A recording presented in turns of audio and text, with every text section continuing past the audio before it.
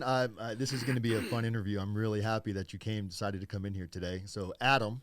Yes, sir. You have a restaurant, Chez Quan, or how do you pronounce it? Chez Quans. Chez Quans. Yeah, but you can say it any way you want. How many people say it, Chez Quan? Most. Most? Okay. Yeah, most people. But it's pronounced Chez Quan. Chez Quans. That's the intention. Yeah. Okay. Yeah. So this whole point of what we're doing here is your food is amazing, by the way. It's all right.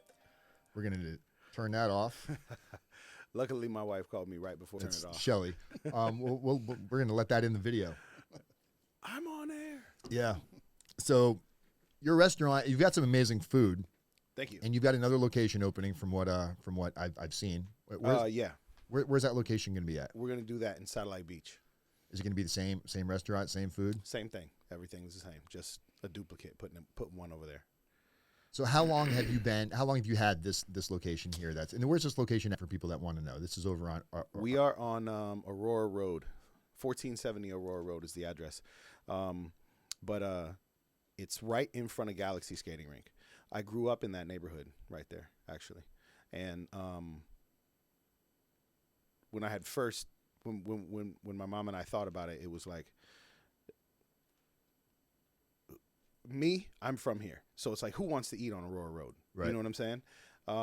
But you couldn't beat the fact that it's in front of Galaxy Skating Rink, because if you're from here, then everybody in the world knows where. Like 9 times out of 10, when people are like, where's your restaurant? And I say, it's in front of the skating rink. And they're like, Galaxy? And I'm like, yeah. And they're like, oh, okay. So it gives them, like, they instantly have like a general idea of where it's at. Yeah, it's funny. The first time I came to eat at your restaurant was I just moved here 2 months ago. So about a month ago, I was on my way back from here, and Shelly said, I ordered food from this place called Chez Quan. I was like, where is it? And she kind of gave me the general idea, and I was like, fuck, I can't find this place. I pulled over in the Galaxy parking lot to look it up on my phone. I'm like, oh, it's right here. So, yeah, right. It's literally at Galaxy. Yeah. No, that's, it's, and people are like, they usually think I'm talking about Shep's, which is across the street. And I'm like, no. It's right in the parking lot. There's a little 5-suite plaza. We're in the 2N units. So what type of food is it? And where are you from? I mean, I know you're from here, but yeah. Where's... I'm from here. Like, not born. I was born in Denver, Colorado, actually. Okay. My father's military, or was military. He retired when I was very young. And then we moved from Denver to Winter Park, Orlando. And basically he was stationed at Patrick. But he would drive every day because we didn't have housing yet. And then we eventually got housing, and we moved to Patrick Air Force Base, South Housing, right there off A1A. It doesn't exist anymore. It's like $600,000-$700,000 homes now, but it used to be military housing. It's fucking crazy, this pricing in the market and the housing. Yeah, it's nuts. So those actually might be closer to 8 or 9. I don't know. They're nice. You know what I'm saying? And so, but your ethnicity, where's your family come from, right? My dad's a 6'4" white guy. Okay. And my mom's Thai. Thai. Yeah. Okay. Yeah, and they met when he was stationed in Thailand in the military. Your dad's still around? Yeah, he lives. He actually lives in Georgia now, but my entire life he lived in Jakarta, Indonesia. So they're not married, I'm assuming. No. They got a divorce when I was like 5. Okay. Yeah, and how old are you now?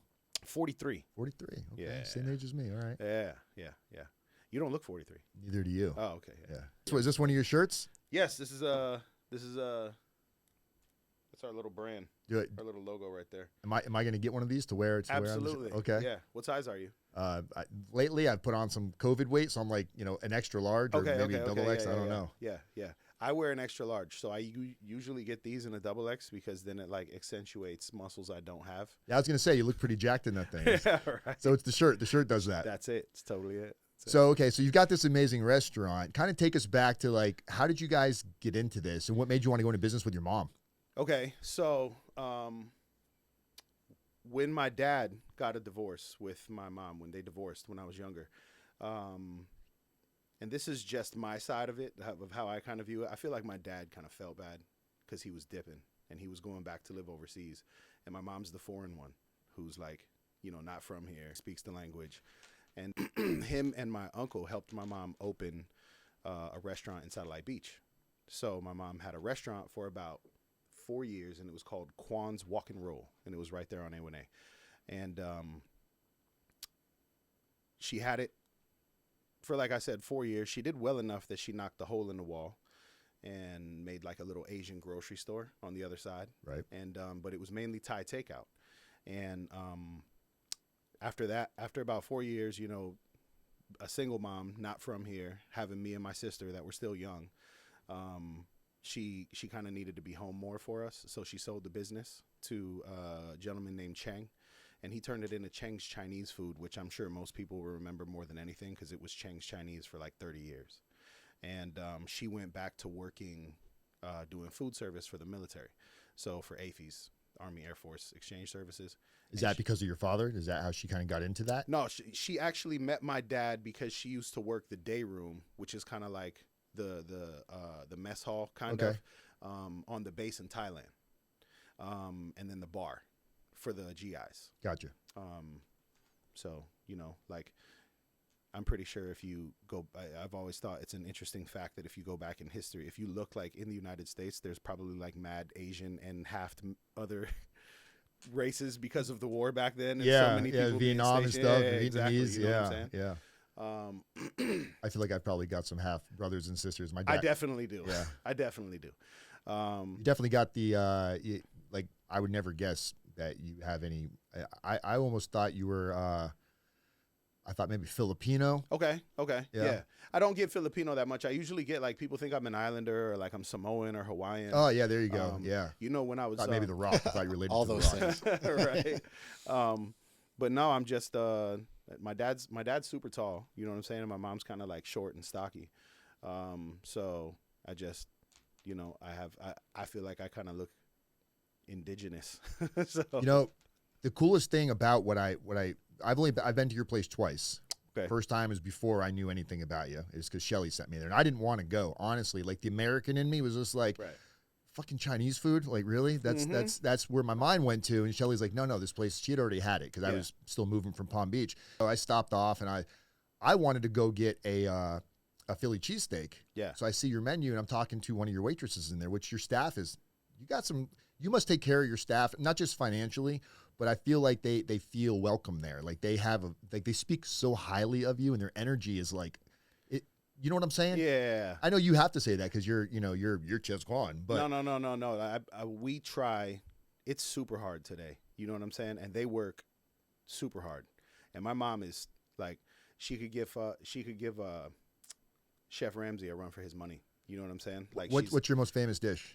Spicy minced basil chicken. Is it on any of your social media? Yeah, it is. Frank, can you jump over to, and we're gonna pop it up here on the overhead screen. So okay, so that very first picture in the corner, in the top corner, top left. Yep. Click on that, Frank.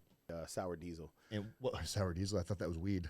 I believe it is. So what's the just leave it on the little picture for now, Frank. What's the so tell me about this first one right here in the corner. What is this? It's a spicy minced basil chicken.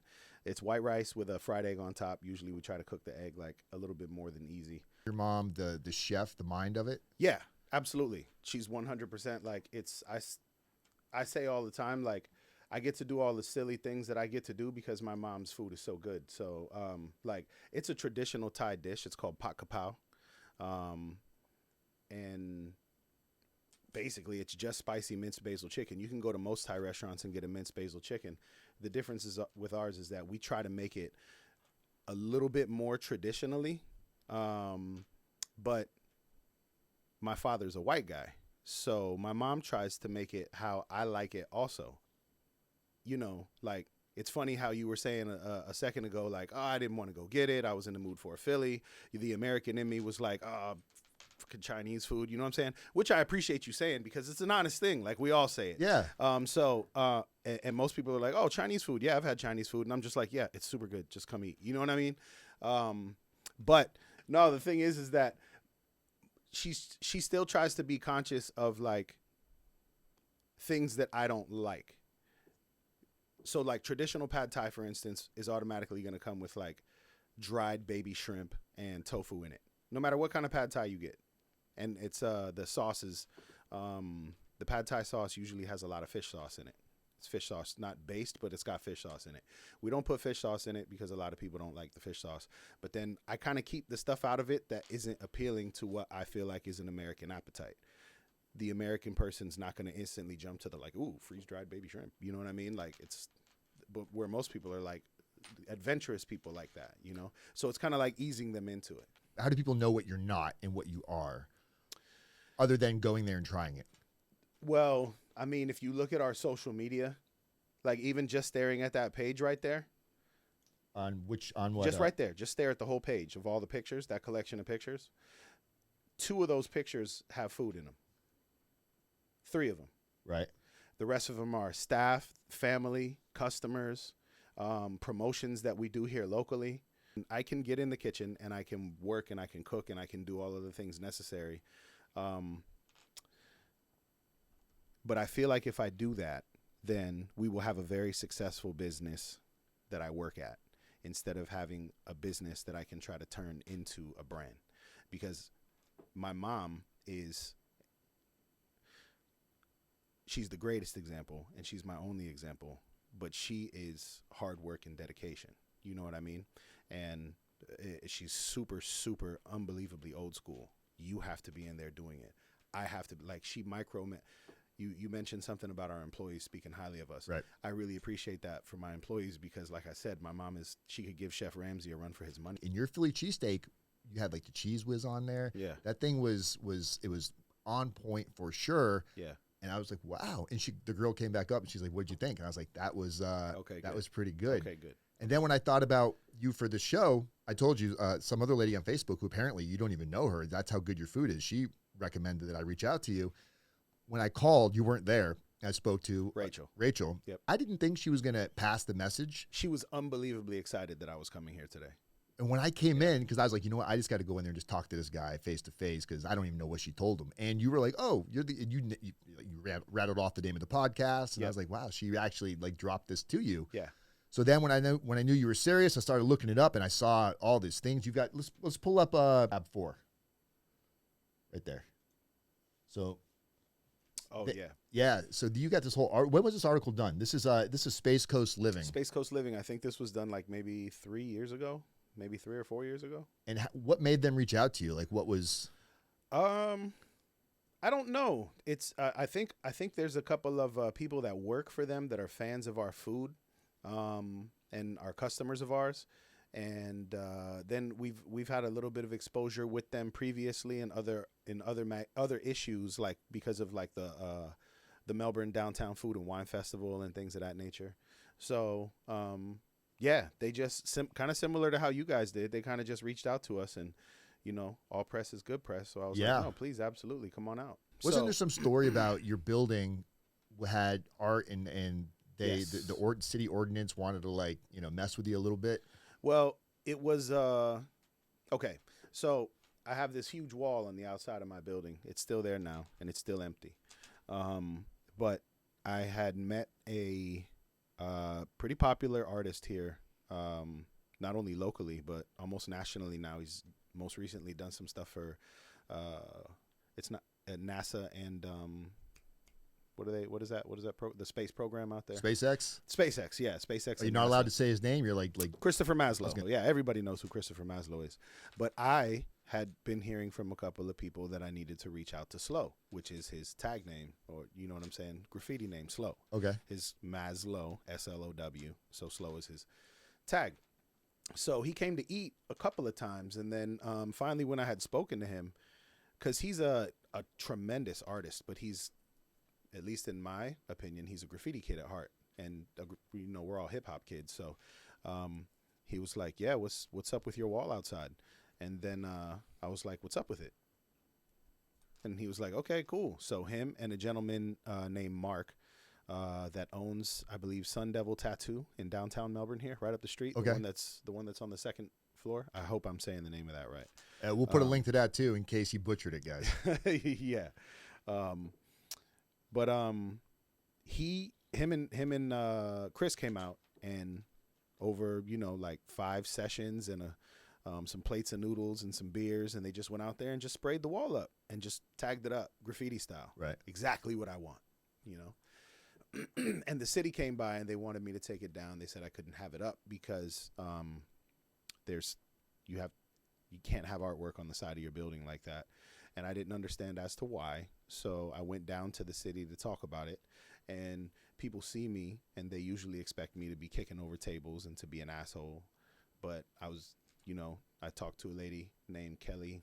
I think her name is Kelly Hyvenen, but at the time it was Kelly Delmonico.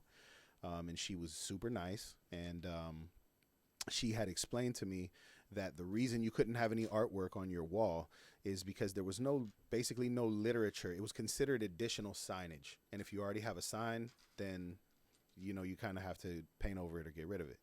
So she tried to help me whatever she could. It looked like we were going to have to paint over it. No big deal. I don't like to rock the boat too much. So I went back to the restaurant and I told my mom what was happening. And my mom got sad by it. And that was cool to me because my mom is the lady who's been everything that's hip hop related ever since I was a kid. When I would get in trouble, it was the first thing she would take from me. My CDs, my little rhyme books, my little graffiti books, my magazines. Why'd she take it from you? Because I was in trouble. Okay. You know what I'm saying? So it wasn't because she thought there was something wrong. No. It's just that's what you like. Oh, you like that shit? Guess what? You ain't having none of this. You know what I'm saying? And it bummed her out. And I'm like, man, here's a lady, granted my mom, but I'm like, man, here's a lady who used to take this shit from me all the time. And now it's like to see her in her place of business, because her name's on the building, right? To get sad by it. So I made a post about it, and I used to be really good at making these long ass sappy posts on Facebook. And it got shared 700 and something times. Mad people started coming by for the next 3 weeks, taking pictures in front of the mural and posting it and tagging Save the Mural. The newspaper came by, Channel 6 came by, and we were on the news for it. And then the city reaches back out to me and they're like, hey, they're kind of willing to, hey, we can figure out a special conditions permit how to keep the mural, which I thought was great. But at the same time, in speaking with Christopher Maslow, we had kind of thought, now that people are paying attention to it, we have a unique opportunity to see if they'll change the law. So we decided to just paint over it and follow the city's rules. And I went to the city council meeting the following week after the deadline of us painting over it. And there was so many people there in support of it. And from what I can judge off of just human feeling, every single member of the city council had absolutely no issue with the mural. And the lady who represented our district specifically, I think she said I thought it brought a lot of light to a very dismal area, and so when they were like, oh well, maybe in the meeting they were like, maybe you can we'll see about maybe keeping the mural. And I was like, oh, I already painted over it. And they're like, you painted over it already? And I was like, yeah, because I feel like it's important that you guys think about maybe the law needing to be changed, but I also feel like it's important that I follow the rules. If those are the rules, then cool. Right. I'll play nice. And literally the next month they changed the law. So now in all 58 square miles of the city of Melbourne, you can get a mural on your building as long as you're in a commercial property. And you were kind of the person that empired that transition. I was the person that had the light on them in the moment, but it was myself and Christopher Maslow talking about it. More so Christopher Maslow kind of pointing it out to me hey, it's kind of a cool idea because if you could change that, that'd be cool. And he's an artist, and he definitely benefits from stuff like that. And I don't mind benefiting the artist. We sell artwork in the restaurant, and all of the money that we sell the artwork for goes directly back to the artist. We don't take any money from them at all. There's no commission. Is it specific artists or just whoever? If the art's dope and it's something that I can put up. Is it the graffiti type art? Is it that's what I prefer? Kind of your vibe? That's what I prefer. But you can see that one, those two right behind me right there. Oh yeah. The one up in the top corner is a graffiti kind of vibe, but then the other one on the right is a very well-known artist that lives here locally, fortunately, by the name of Jeff Filipski. And his stuff is super abstract. That's one of my favorite pieces. You really did a lot with that play. Frank, go over to his the Instagram, tab 2, and I don't know if the internet's, I don't know what's up on the internet, but scroll down there. These are some of is this your new place? So this is the new place. Where's the new place going to be? Pictures. Satellite Beach. Okay, so this is new. Are you going to kind of do the same theme? Is it the same? It's the exact same thing. Okay. And the funny thing is that this Satellite Beach location is my mom's original location, the one that she had to sell when we were kids. Really? Yes, sir. That's Wow. awesome. Yeah. Wow. Yeah. So say that one more time. You got this new location, and there's some special reason for this. Yeah. Your mom had a business there Mm-hmm. and lost it. No, she sold it. She She sold sold it. it to Cheng because she needed to be home more for us. So she needed to get kind of like a 9 to 5. You know what I mean? And is it bigger, same size? It's the exact same size. But When do you expect to open? man, we have the first round of our opening inspections tomorrow. Really? So yeah, these pictures that I've been posting, I posted these pictures all within the last 2 weeks. These pictures are like 3 months old. Yeah, I think our internet's. I Internet's might out. have knocked the internet out, but it's all right. as long as we're still on. It's all right. So 2 locations. Now, when did you open the first one? 2014. Okay, so January 9th. 2014. We already know you got amazing food. We're gonna send people there, that's for sure. But the thing is Thank you. what have been some of like what are some struggles that you've had to go through? Because everybody hears business owners and they think we're all thriving. Everything I know about business, I know from Google and from my mom. You know what I'm saying? Like, as far as like structuring and scheduling, and because my mom, when she went to work at Patrick, she was the boss. Like, she ran it. The people that were her bosses were actually like commanders and lieutenants. Like, she was the top. So she was running, like, they're called concepts, but they're individual. It's kind of like a food court. Right. So she was running up to 13 different concepts at any one given point. And our restaurant, she can do in her head. She needs no computer. She needs no books. She needs nothing. She needs no grocery lists. And it's a super hard degree of difficulty trying to learn when it's kind of just like, to her, it's just breathing. You know what I'm saying? Right. Like, hey, we need half and half. It's like, how did you know that? Special type of person. You're right. And it's because this is all she's been doing. So obviously, like, she's really good at it. My aunt, who works with us, she's the exact same way. You know what I mean? So your aunt works there as well? My aunt works there as well, yeah. And what does she do there? Does she have a different role? No, she's how my mom wants everybody to work and how my aunt would like it for everybody to work is for everybody that works for us to all do everything. Okay. So we all know how to do everything. But that's impossible because then nobody will do anything. So my aunt kind of does like my mom and my aunt in the kitchen, they're older now, so they would be in a lot of pain and sore, obviously, but they've done it before and they can do them in the kitchen. It's like 5 people. Really? Yeah. They'll prep. They don't stop working. They cook. They clean as they go. They make sure everything stays stocked. By the end of the day, they close down early. You know what I mean? I have cooks that I talk with now that we struggle, and it's like, it's not their fault at all. And it's like, I constantly try to tell them, well, hey, let's just try to work to it however we can get there. Because what I'm trying to tell you is that when it's just these 2 old ladies doing it, what I'm trying to accomplish on the line happens. So why can't it happen when I got 3 young guys here? Right. You know what I'm What's saying? their excuses? Well, they don't really have excuses. It's like, because when they, whatever excuses they give me, they're not wrong. Right. Because I'm there lately I've been over at the other one working hard, but like, There's man, built. we got busy at a certain time. They're did built this, we did this. differently. Yeah, it's just like my mom and my aunt stay in a pocket, so it allows them to be 10 steps ahead at all times. Right. You know what I'm saying? And I don't know how to teach that pocket. Like, they just, it's a dance. And my cooks are phenomenal, by the way. You know what I'm saying? And if it means like my mom and my aunt together can have us out of there by like 7:15, my cooks will have us out of there by like 7:25. You know what I mean? What time do you guys open? We open at 11. And you close at 7? And we close at 7. Okay. Yeah. I think I came by there. I think it was like you saw people in there. It was like 7:15. Yeah. If you get there, like, our last seating is at 6:45. So if you get there and you want to sit down, we'll let you sit down. The old school way, the way that I'd like to actually do it, is run it all the way to 7. You come in at 6:59, we'll sit you down.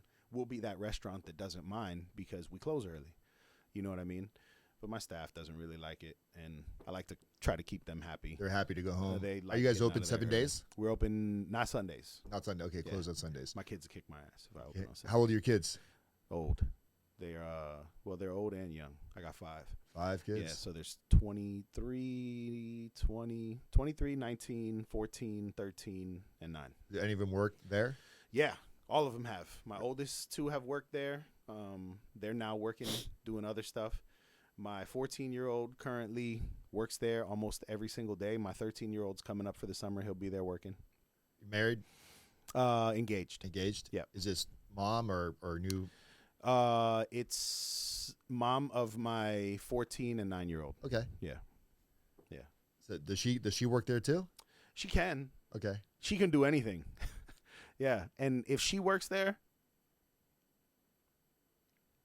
she's one of those. My fiance, my mom, my sister, like they're these kind of people that if they're there, like I can relax. I can literally go somewhere and not worry about anything at all. Shit gets done. It gets taken care of. And it gets taken care of like with the utmost quality. That's a good feeling. It's a good feeling. Yeah, but she doesn't like to work too much there because it's like it's strenuous and you guys probably need a break from each other from time to time too, right? Oh yeah, she definitely needs a break. You guys have been together how long? Bossy. About 8 years. Us. That's a minute. Okay. Yeah. Gonna get married? Yeah. Yep. Am I putting you on the spot right now? No. You got a wedding date? Wedding date in mind yet? Yeah, we have a date. We just don't have a year. Okay. Yeah. So. So is the date significant? No, it's just we want it to be where it's far away from everything else. So that way, when we have like an anniversary, then we can go dip off somewhere for a week, and it doesn't really affect anybody's life except ours. Like in the middle of the year somewhere? No, it's October 24th. Okay. Yeah, because all our kids' birthdays, they're done by August. All the her favorite holiday is Thanksgiving, so we're still like a month out from Thanksgiving and 2 months out from Christmas. But it's not near Valentine's Day, so we don't have to have like Valentine. Right. You know what I'm saying? So it's like just no stress on nothing else. Right. So you guys were open through COVID. Yeah. So talking about struggles. Yeah. Did you guys? I mean, I know Palm Beach County a lot, unless they, you Yeah. know. Well, you guys were able to stay open, right? Because you were serving food. Yeah. But was it different? Yeah, very different. It was kind of cool, actually. And I'm sure a lot of restaurants, let me not be disrespectful because I know a lot of restaurants went out of business.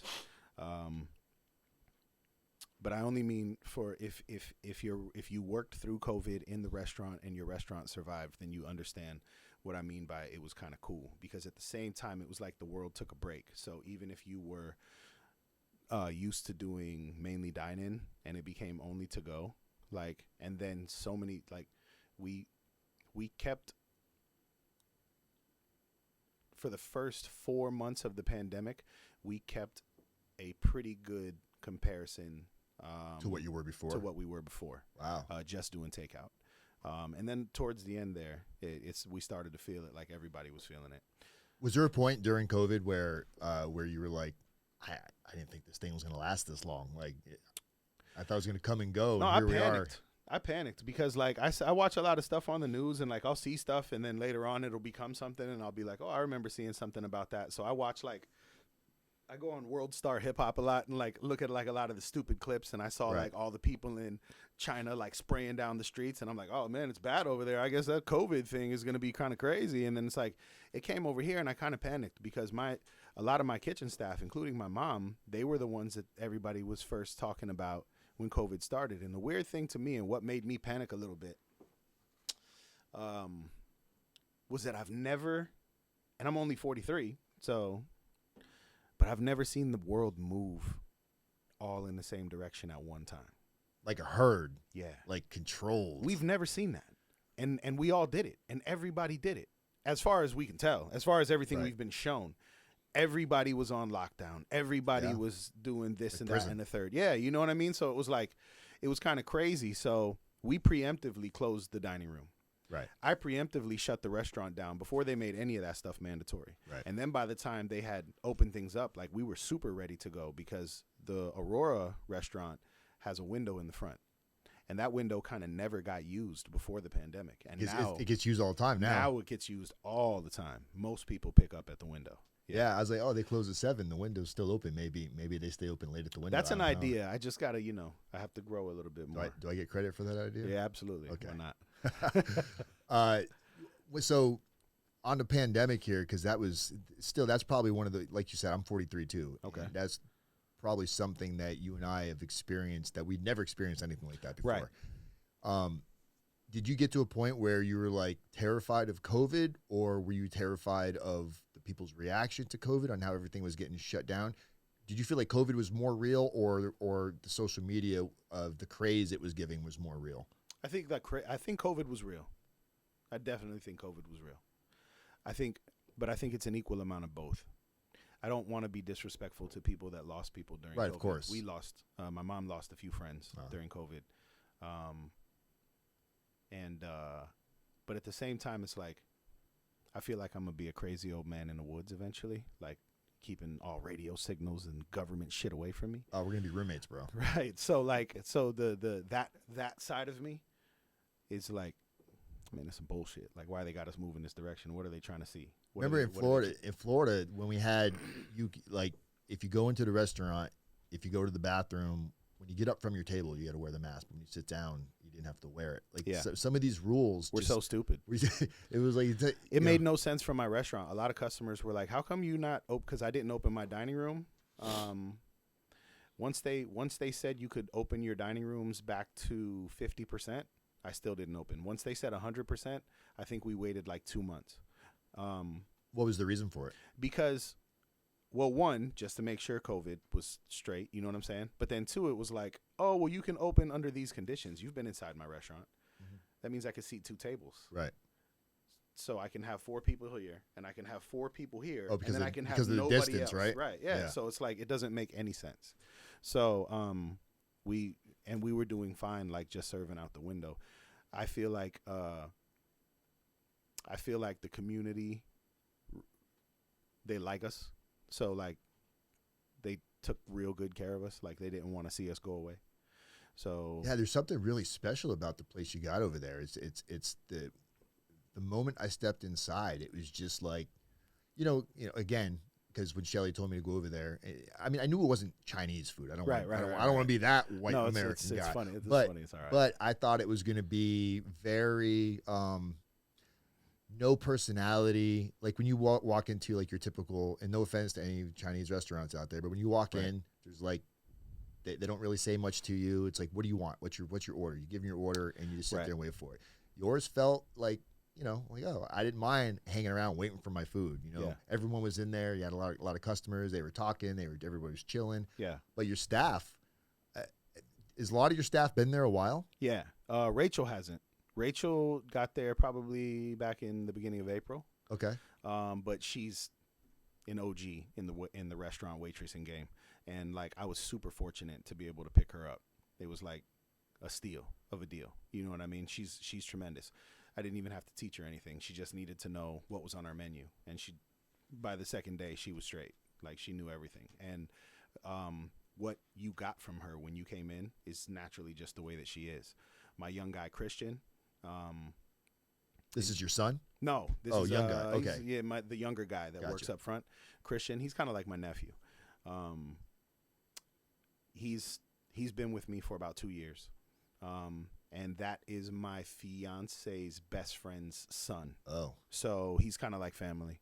And then his brother also works for me. Were you ever scared to like bring in family or friends of family? Because if, it's like, I don't want to cause a problem with the family. If something goes wrong, I don't want to be in that situation. Does that shit ever go through your mind? All the time. Have you ever had to deal with it? Not really, because I keep it separate. Like when Gabe or Christian have ever done anything like work-wise that's frustrated me, or like if they've called out and like done some just, employee stuff. Yeah. I've never gone to their mom and been like, hey. Right. Because at the same time, if they're having an issue at work and they're coming home and they're venting about it to mommy, I don't want mom to come to me to be like, hey, what's going on with this? It's like, no, they're my employee. You know what I'm saying? So I don't come to you. Don't come to me. You know what I mean? Were you always like that, or did you kind of? I had to learn it. Okay. Yeah. That doesn't sound like an automatic thing. It sounds like you had to make a couple mess ups to go. Fuck, I don't want to go through that again. Yeah. It's been the employee thing has been a hardcore learning thing. Even my mom and I were talking about it today, because my mom is, she just demands a certain amount of excellence, and it's not that she demands it to be so excellent. But like I said, she's like, if I can do this, and I'm 70 years old, if I can come in and I can make sure that the restaurant is all the way ready to open in 18 minutes, then how come I can't expect anybody else to do it in 30? You know what I'm saying? And she's right, because when I timed myself and I did it, it took me about 16 minutes. So it's not rocket science. Right. But the thing is that employees come in and sometimes they're just, they're living life. Like I got one employee that rides a one wheel to work, and he rides it like. What's a one wheel? It's like a unicycle? No, it's like it's a board that looks like this, and it's got the ball in the middle. Yeah. And you stand over it like that. Yeah. And you kind of lean. It's like it's got like a little gyroscope in it, And he's older than me, and when he comes to work, of course he's gonna want to sit down and stretch for a second and just I don't get upset if it takes him 37 minutes to open. But like I said, that's that pocket that my mom's always in. There's an extreme, like, I get it, not everybody's gonna do it in 15 minutes, but you got to have like 30 minutes is giving you an extra 15 minutes to do your stretching and stuff. So anything beyond 30 minutes is kind of and see, like, look at what we're talking about right now. It's all nitpicky stuff. Yeah, you know what I mean? Because when I was actually at Full Sail, and I was head of like the student work study program. So I kind of like had employees, because I had a bunch of students underneath me that had to work, and I was in charge of their schedules and making sure that they were supposed to be where they were at. I kind of operate under if you kind of do your thing, you do what you're supposed to, then I don't really mind what you're doing, because I know how the job goes. I know that sometimes we're not busy. I know that sometimes it's hard to find stuff to do, but in a restaurant, there's always something to do. So, but I know about working at a restaurant 5 days a week and and being slow all week and having to find something to do all week. And then you do want to sit there and just chill out sometimes. You know what I mean? So like, I don't not come down, but I don't pick on my employees as much as my mom does. My mom will come in and she'll be like, oh, yeah, everybody's standing around talking. Nice. That's nice. Cool. And they can't say nothing. It's like, fuck, she's got a point. She's she's running circles. But she says it so much that it becomes frustrating. And we have lost people because of it. Really? You know what I mean? Yeah. But it's also not because that's not 100% my mom's fault. It's also because at the time, like, I was a bad manager. Like, I only have a 0 and a 100. So that's honesty right there. Yeah. And my zero is this big. And, you got a lot of room with my 0. But then as soon as I get to 100, like, I black out. And then it's like, I have to apologize to you later. And I don't like to be that kind of boss. But at the same time, it's like, it's not rocket science. Like, let's just do the job. We're out of here by 7:30. End of the day, though, you guys are doing, like, business-wise, I have no idea. But as far as the energy there, you guys do maintain a good job of positive energy coming out of that place. Yeah. You don't experience that a lot, not in Florida anyway. You know? Feel good, eat good. That's what I think. You know, the food. So people that I think you said you're going to do something for anybody that catches this podcast. They come in, mention it. You were going to do something for them. I forgot what it was. Like free chicken fried rice. Chicken fried rice. So your dishes. So what's the cuisine behind it? It's kind of an infusion. It kind of seemed like, right? Yeah. So my mom, when she was working on the base, like I said, she ran so many different concepts that she kind of saw the value in having lots of different food. Oh, there's a Burger King, there's a sub place, there's a pizza place, here's a little American cafe place that can run daily specials but sell like fried chicken and french fries, a Dunkin' Donuts, you know what I'm saying? Like and everybody's coming to the food court collectively for several different types of food, but all sitting together to eat. Like you said, you wanted a Philly the other night. Right. So we didn't want to do sushi because I never understood. I love sushi, and I like going to a Thai restaurant to get sushi. I'm a super big hypocrite. But I've never understood the whole Thai sushi combo. Sushi's Japanese. At some point, that became popular, and it's cool, but I didn't want to do sushi. My mom didn't want to do sushi. But she has, like, a lot of love for Spanish food. So there's a couple of Spanish dishes that she makes really well. Such as? Picadillo or picadillo. Or picadillo, however you want to say it, the roast pork or penne. We have a sandwich called a jibaro, which is Hawaiian tostones with the roast pork on it and garlic sauce and cilantro and onions and peppers. It's phenomenal. And then empanadas. So, but I halfway thought you were going to bring some food here today. You know what? I was on when I my Frank, mom asked. You're hungry that's too, what I huh? thought. I thought How hungry are you That right was now? part of the deal, actually. I didn't understand what happened. My mom asked if I was supposed to bring any, and I was like, "No, I don't think so."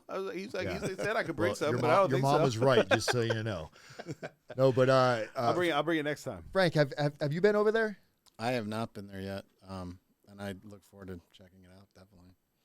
Frank, you got to go over I there. I dig the whole style of this, especially hearing about the cheesesteak and everything. And Frank, check out your wings. I heard if you mention this podcast, you get free. I'm already going there for the chicken fried rice. Chicken fried rice, yes. Yeah, absolutely. So what is something like somebody's out there, they're getting ready to start a business, they don't know what they're doing, they're like they can cook really well. What are some of the lessons you've learned in business side of it that you could help somebody not make all of the mistakes? I've just never made any mistakes, man. Never. No, I'm just kidding. I don't know. What did you think when you first opened the restaurant? What did you think was going to be the most important thing versus what you think is the most important thing now? Maybe it's because I'm so in the middle of opening this second location that I'm kind of still there and my brain is everywhere. I think the most important thing that you have to have is like maybe just the drive to like see it to the end. Like if you're going to open it up, like just do it. I had no idea what we were doing when my mom wanted to open this restaurant. When I came in here and I was like, yo, it's an honor. And you're like, oh man, you're too kind. You know what I'm saying? That's exactly what we said to each other. Yeah. Word for word. Yeah. But it is an honor because like I'm invited onto something that you're doing that you take seriously. Because of a restaurant that was an idea in mine and my mom's head 9 years ago. Could you have done this without your mom? Absolutely not. So maybe is that why it's hard? Maybe is that why it's hard for you to answer that question because your mom's lived it, done it, and now she's kind of passing that, you know. Yeah. She's made a lot of the mistakes before. I mean, maybe she hasn't. Your mom sounds pretty badass, to be honest. But it sounds like she's got it kind of figured out to a science. But you bring the dealing with the employees and the customers, like. Well, yeah, I do basically all the behind the scenes stuff. I do all of the business side of it. I do all of the promotional side of it. I do all of the catering side, like dealing with the customers, like trying to grow the business and take it further. I look at it a lot like if my mom's like the old guy from Duck Dynasty and I'm trying to be like the son that turned it into something, you know what I mean? And my mom, she's got it so down pat that I don't even feel like she would know how to answer that question. I feel like it's because everything is as important as the next. I feel like your mom would just say like, show up on time. Yeah. Do what you're supposed to do. Well, Don't get sidetracked. Yeah. You know. Yeah, but see, I do all of that. I show up on time.